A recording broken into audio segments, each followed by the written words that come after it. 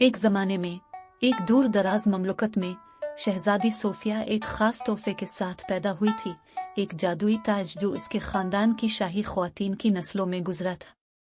ताज एक नाम आसमानी रोशनी से चमक रहा था और इसमें बीमारों को शिफा देने, मुसीबत ज़दों को सुकून पहुंचाने और उसकी तलाश करने वालों को हिकमत अता करने की ताकत थी। जैसे जैसे सोफिया बड़ी हुई, उसने ताज की ताकत को इस्तेमाल करना सीखा, इसे अपने लोगों की मदद करने और बादशाही में खुशहाली लाने के लिए इस्तेमाल किया। लेकिन जैसे ही वो अपनी 18 सालगिरह के करीब पहुंची, मिलकाई नामी एक सिया जादूगर ने ताज चुराने और उसकी ताकत को अपने बुरे मकासद के लिए इस्तेमाल करने की कोशिश की। मिलकाई ने बादशाही पर जादू किया, जिसकी वजह से फसलें मुरझा गईं, नहरें खुश्क हो गईं और आसमान तारीक हो गए।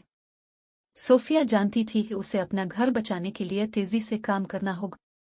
इसने अपना जादुई ताज पहनाया और मिलकाई को शिकस्त देने और उसके जादू को तोड़ने की जस्तजू पर निकल पड़ी। रास्ते में इसकी मुलाकात एक बहादुर और वफादार साथी से हुई, जिसका नाम सर एडवर्ड था।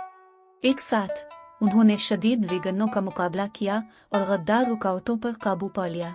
जैसे ही वो सफर कर रहे थे, सोफिया का ताज रोशन हो गया, जो उनकी मंजिल की तरफ रहनुमाई कर रहा था। आखिरकार वो मिलकाई के किले में पहुंचे और शदीद जंग में मसरूफ हो गए।